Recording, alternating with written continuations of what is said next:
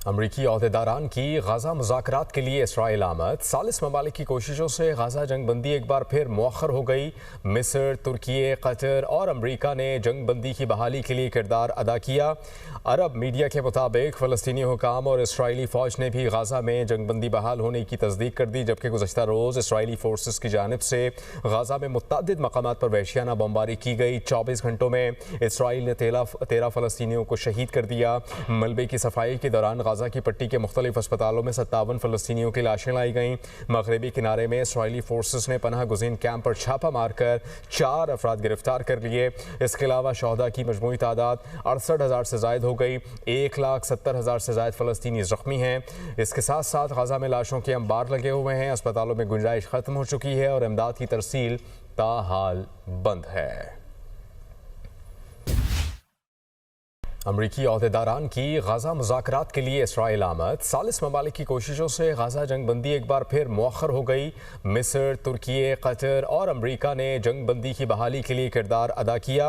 अरब media के मुताबिक फ़लस्तीनी हुकाम और इसराइली फ़ौज ने भी गजा में जंग बंदी बहाल होने की तस्दीक कर दी, जबकि गुज़श्ता रोज़ इसराइली फोर्सेस की जानिब से गजा में मुतअद्दिद मकामात पर वहशियाना बमबारी की गई। 24 घंटों में इसराइल ने 13 फ़लस्तीनियों को शहीद कर दिया। मलबे की सफाई के दौरान गजा की पट्टी के मुख्तलिफ अस्पतालों में 57 फ़लस्तीनियों की लाशें लाई गईं।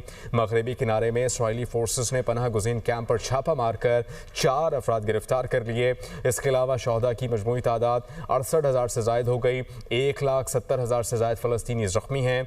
इसके साथ साथ गजा में लाशों के अंबार लगे हुए हैं। अस्पतालों में गुंजाइश ख़त्म हो चुकी है और इमदाद की तरसील ताहाल बंद है।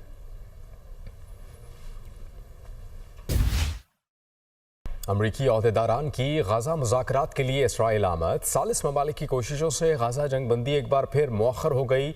मिस्र, तुर्की, कतर और अमरीका ने जंग बंदी की बहाली के लिए किरदार अदा किया।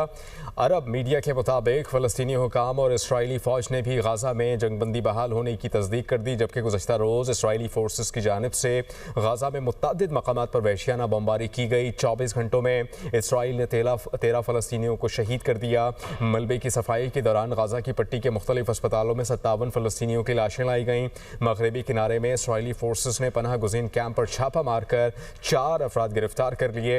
इसके अलावा शहदा की मजमूई तादाद 68,000 से जायद हो गई। 1,70,000 से जायद फ़लस्तीनी ज़ख्मी हैं। इसके साथ साथ गजा में लाशों के अंबार लगे हुए हैं। अस्पतालों में गुंजाइश ख़त्म हो चुकी है और इमदाद की तरसील ताहाल बंद है।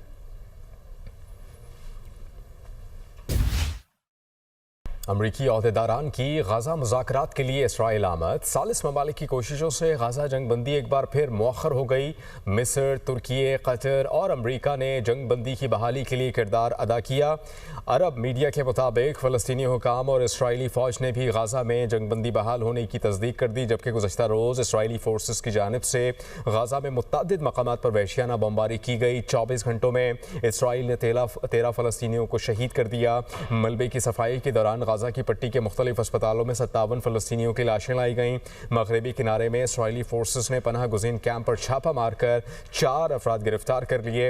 इसके अलावा शहदा की मजमूई तादाद 68,000 से जायद हो गई। 1,70,000 से जायद फ़लस्तीनी ज़ख्मी हैं। इसके साथ साथ गजा में लाशों के अंबार लगे हुए हैं। अस्पतालों में गुंजाइश ख़त्म हो चुकी है और इमदाद की तरसील ताहाल बंद है।